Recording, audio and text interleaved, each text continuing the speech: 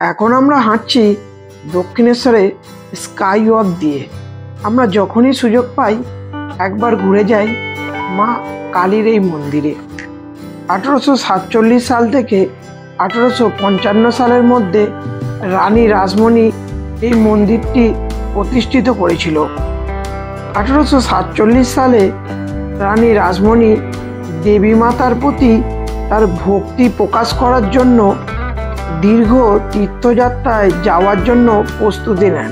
তীর্থযাত্রা শুরুর আগের রাতে রাসমণি দেবী স্বপ্নে দেবী মা কালীর দর্শন পান, যিনি বলেছিলেন বেনারস যাওয়ার কোনো প্রয়োজন নেই, গঙ্গা নদীর তীরে একটি সুন্দর মন্দিরে আমার মূর্তি স্থাপন করো এবং সেখানে আমার পূজার ব্যবস্থা করো, তারপর আমি সেই মূর্তিতে নিজেকে প্রকাশ করব, সেই স্থানেই পুজো গ্রহণ করব। এই স্বপ্নে গভীরভাবে প্রভাবিত হয়ে রানী রাসমণি পরের দিন দক্ষিণেশ্বর গ্রামে জমির সন্ধান শুরু করে দেন এবং কিনে নেন 20 একর জমি। জমিটি ইংরেজের জ্যাক হ্যাস্টির কাছ থেকে তিনি কিনেছিলেন। তখন এটি সাহেবান বাগিচা নামে পরিচিত ছিল। 1855 সালের 31শে মে স্নানযাত্রার দিনে মহা উৎসবের মধ্যে দিয়ে দেবী মায়ের মূর্তি প্রতিষ্ঠা করা হয়েছিল। হুগলির কামারপুকুর থেকে রামকুমার চট্টোপাধ্যায়কে পুরোহিতের কাজে নিয়োগ করেন রানী রাসমণি। 1 বছরের মধ্যেই রামকুমার তার ভাই গদাধরকে নিয়ে আসেন পুজোর কাজে সাহায্য করার জন্য। গদাধরই হলেন যুগবতার শ্রীরামকৃষ্ণ। তার আকর্ষণে এই মন্দির দেবালয় থেকে পরিণত হয় মহামানবের মহাতীর্থে। 1856 সালে রামকুমার মারা যান। প্রধান পুরোহিতের পদ দেওয়া হয় রামকৃষ্ণকে। মন্দির উদ্বোধনের পর রানী রাসমণি দেবী মাত্র 5 বছর 9 মাস বেঁচেছিলেন। 1861 সালে তিনি গুরুতর অসুস্থ হয়ে পড়েন। তার মৃত্যু আর কয়েকদিন বাকি বুঝতে পেরে তিনি তার এই মন্দিরটি রক্ষণাবেক্ষণের জন্য মন্দির ট্রাস্টের কাছে হস্তান্তর করার সিদ্ধান্ত নেন। 1861 সালের 18ই ফেব্রুয়ারি তিনি তার হস্তান্তর সম্পূর্ণ করেন। তার পরের দিনই তিনি মারা যান।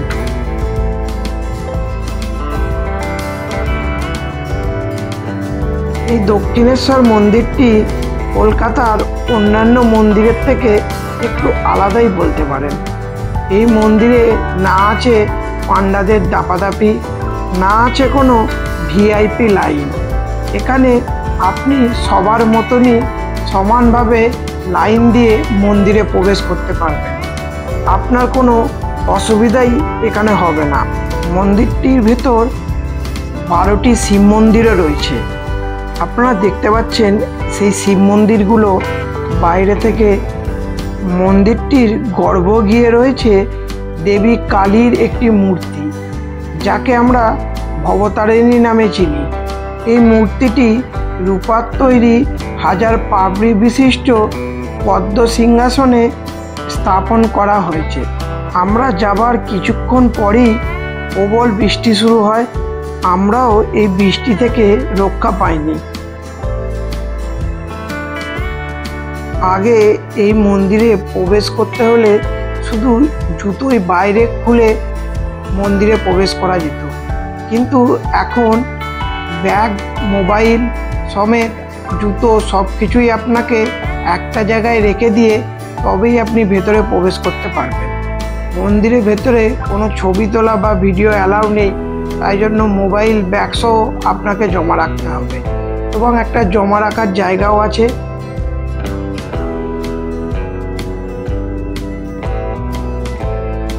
আমরা প্রথমে এসেই গঙ্গায় স্নান করে নিই, তারপর পুজোর ডালি নিয়ে মন্দিরের ভেতরে প্রবেশ করি এবং মন্দিরে পুজো দেওয়ার পর বাইরে বেরিয়ে মন্দির চত্বরটা কিছুক্ষণ ঘুরি।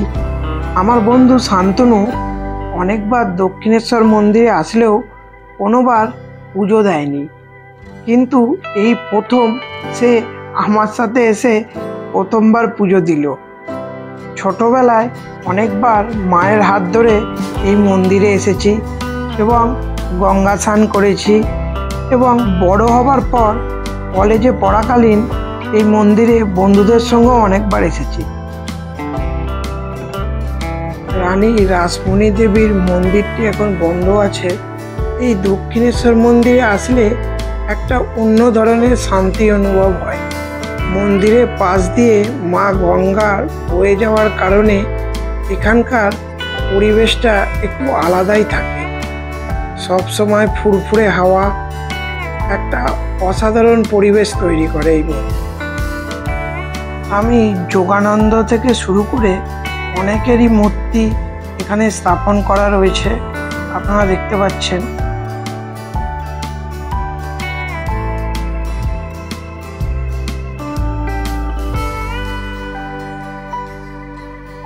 মন্দিরে ঘোরা শেষ করে আমরা চললাম আদ্যাপীঠের দিকে আদ্যা মায়ের দর্শন করতে।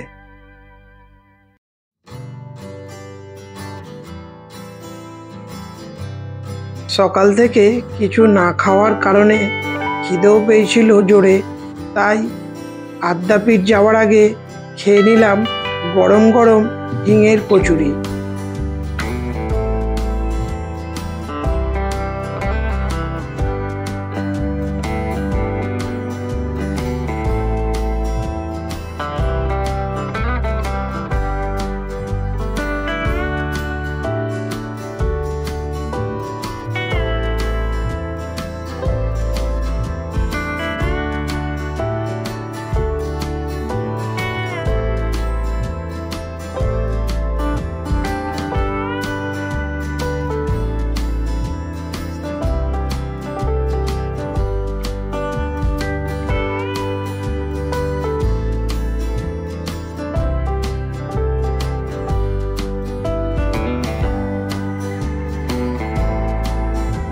বাংলার প্রসিদ্ধ কালী মন্দিরগুলির মধ্যে অন্যতম হলো এই আদ্যাপীঠ।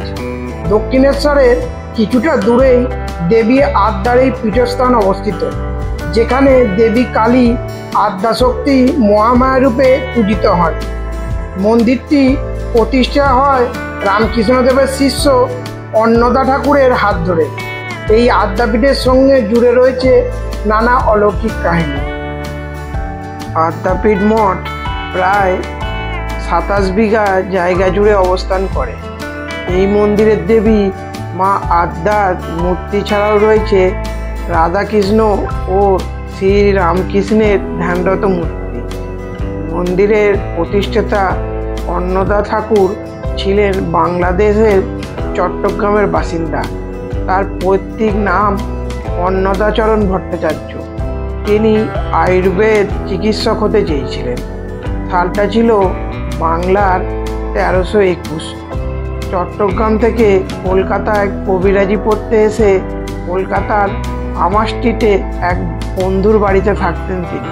সেখান থেকেই বৃত্তি নিয়ে পাশ করে কবিরাজি হন। আদ্যাপীঠ মূলত 1915 সালে অন্নদাচরণ ভট্টাচার্যের অনুগামীদের দ্বারা প্রতিষ্ঠিত হয়েছিল, তবে বর্তমান মন্দিরটি 1967 সালে নির্মিত হয়।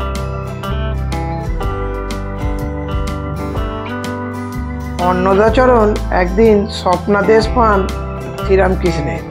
স্বপ্নাদেশে শ্রীরামকৃষ্ণ তাকে ইডেন গার্ডেন্সে গিয়ে সেখানে ঝিলের পাশে নারকেল এবং পাকুড় গাছের কাছ থেকে একটি কালী মূর্তি নিয়ে আসতে বলেন। স্বপ্নাদেশ অনুযায়ী তিনি সেখানে যান এবং ঝিলের পাশ থেকে 18 ইঞ্চি আদ্যা মায়ের ওষ্ঠী পাথরের মূর্তি পান। সেদিন ছিল রামনবমী তিথি। রাতে দেবী তাকে দেখা দিয়ে বলেন, অন্নদা, কাল বিজয় দশমী, তুমি আমায় গঙ্গায় বিসর্জন দিও। দেবীর এই কথা শুনে অন্নদা এক প্রকার আটকে ওঠে। সে ভাবতে শুরু করেন পুজো পাঠ না করায় মা রাগ করে চলে যাচ্ছেন।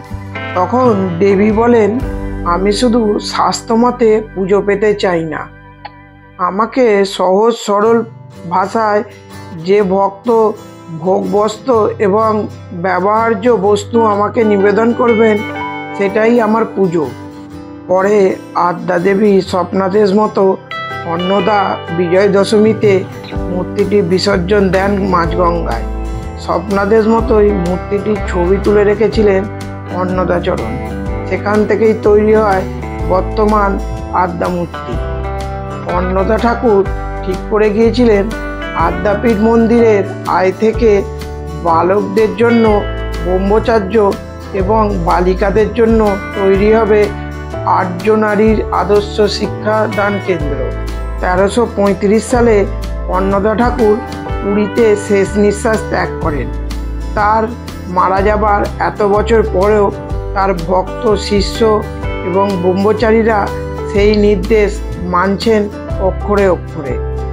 এই মন্দিরে ভোগ খেতে চাইলে আপনাকে একটি কুপন কেটে নিতে হবে। আজকের মতো ভিডিওটা এখানেই শেষ করলাম। পরবর্তী ভিডিওটি দেখার জন্য সঙ্গে থাকুন।